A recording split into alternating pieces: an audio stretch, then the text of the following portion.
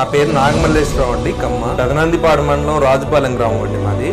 మేము పుట్టుకతోనే వ్యవసాయ కుటుంబం. అది రైతు వారీగా పశువులు నమ్మేసుకొని పూర్తిగా పాలు కొనుక్కునే పరిస్థితికి పల్లెటూరులో వచ్చేసింది. రైతులకి మన వంతు ఎంతో కొంత, మన వంతు సహాయ సహకారాలు అందించాలనేది మా రైతన్న డైరీ ఉద్దేశం.